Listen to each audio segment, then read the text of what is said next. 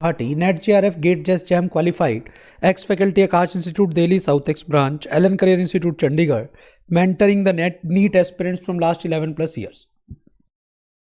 Unacademy के plus subscription के क्या क्या बेनिफिट हैं, उसमें आपको डेली लाइव क्लास मिलेगी. You will feel like you are sitting in the offline class.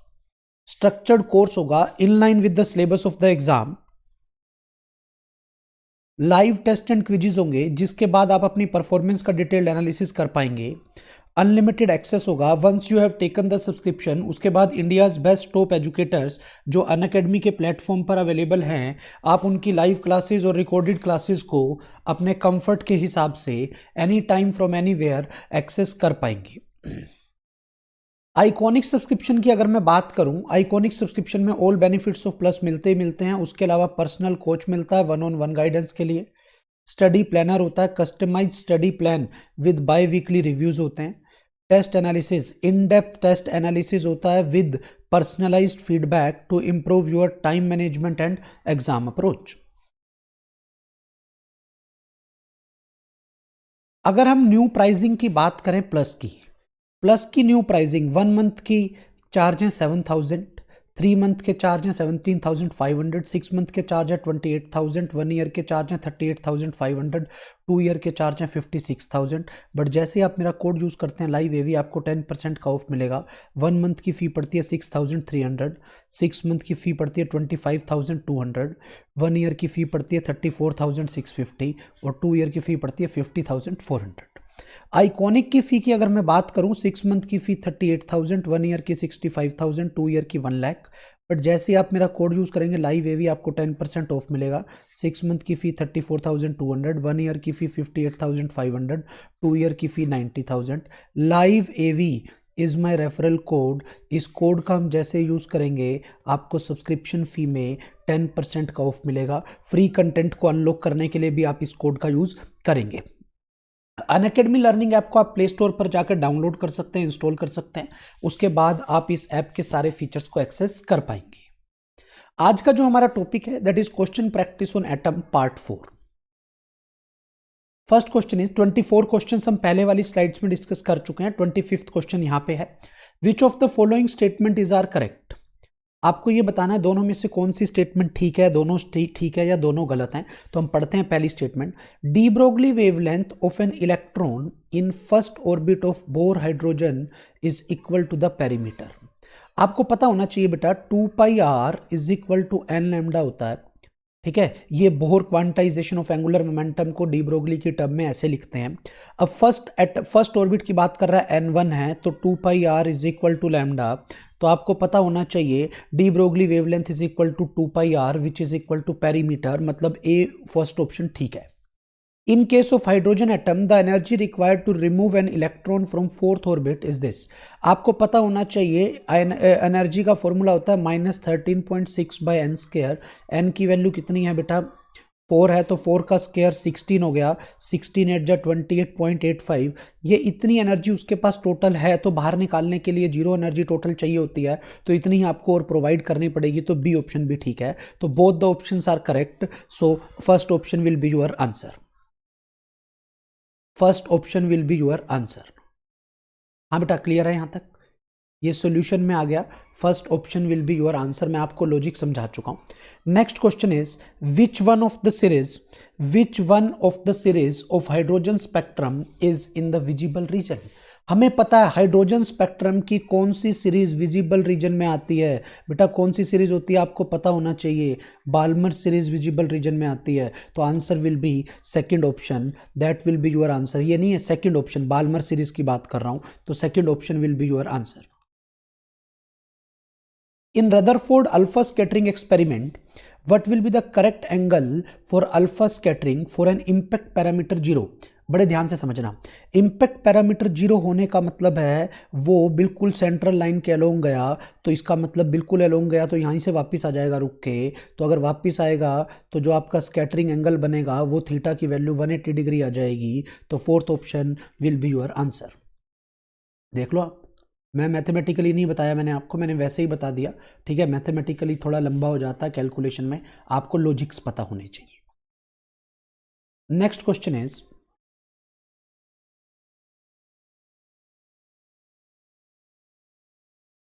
Energy magnitude of linear momentum, energy e है, magnitude of linear momentum p है, रेडियस आर है। ये लिखे हुए हैं कि n r quantum number n है, ई पी आर से लिखते हैं। तो Bohr theory of hydrogen atom, ये सब कुछ हाइड्रोजन एटम के लिए था बेटा, आपको bore theory of hydrogen atom में बताना है। देखो आपको पता होना चाहिए एनर्जी डिपेंड करती है एन स्क्वायर पे, पी डिपेंड करता है, p is m v, v depend करता है 1/n पे, आर डिपेंड करता है एन स्क्वायर पे। ठीक है, तो अब ऑप्शंस देख लेते हैं कौन सी ठीक आएगी, देख लो बड़े ध्यान से। ई पी आर मल्टीप्लाई कर दो, एन स्क्वायर कट गया, 1/n, बिल्कुल सही है पहली option. P by e n की पावर 0 पे डिपेंड नहीं कर रही, गलत हो गई। E r is constant for all orbits, e into r is constant for all orbit, c भी ठीक है। ठीक है, p r is proportional to n, p और r is proportional to n, ये भी ठीक है। तो ए सी डी ठीक आ गई। तो अब हम देख लेते हैं कौन सी ऑप्शन आंसर है हमारी, a c d, e r, e into r, e energy थी, आर ये था, फॉर ऑल ऑर्बिट्स, ये भी सही है। पी इंटू आर, पी और आर ये एन के प्रोपोर्शन बन गया, ये भी बिल्कुल सही आ रही है। तो देख लो ए डी इसमें, अच्छा ये नोट कांस्टेंट है, नोट कांस्टेंट बेटा, ये इसलिए सी गलत हो गई। ठीक है, मैं कांस्टेंट समझ के कर रहा था। तो आंसर क्या क्या ठीक बचा, ए और डी आर करेक्ट, तो third option will be your answer. Logic समझ में आ गया, आप लॉजिक यहाँ पे एक्सप्लेनेशन भी दी हुई है, आप उसके हिसाब से भी देख सकते हो। नेक्स्ट क्वेश्चन पे आ जाते हैं। The frequency of first line in Lyman series in the hydrogen spectrum is f, the frequency of the corresponding line in the spectrum of doubly ionised lithium ion, lithium में। अब बेटा ध्यान से समझो, एनर्जी जो आती है, ये इधर लिख लेता हूं कोई नहीं, एनर्जी जो आती है that is proportional to z square by n square.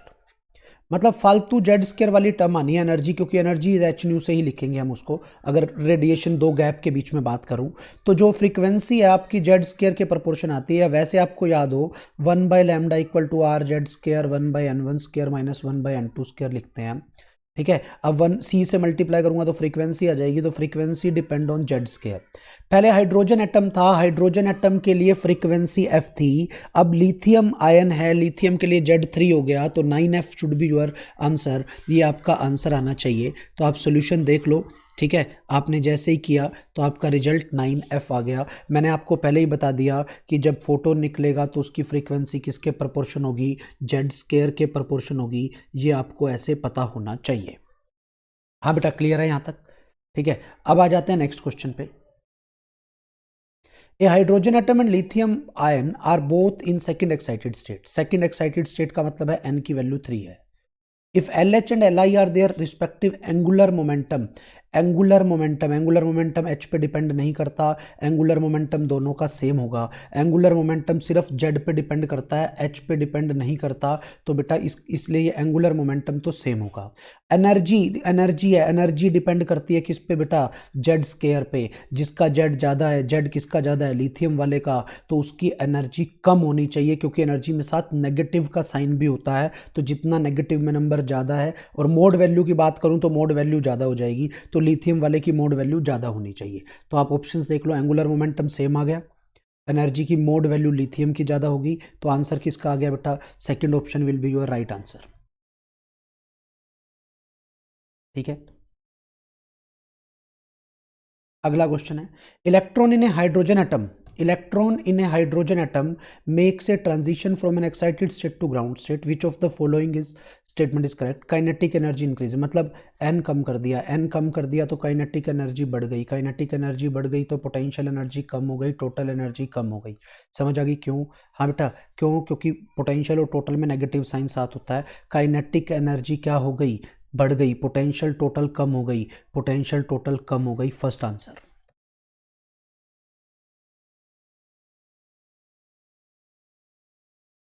ठीक है, थैंक यू। अगर अभी तक आपने हमारे चैनल को सब्सक्राइब नहीं किया है तो चैनल को सब्सक्राइब कर लें, लाइक कर लें।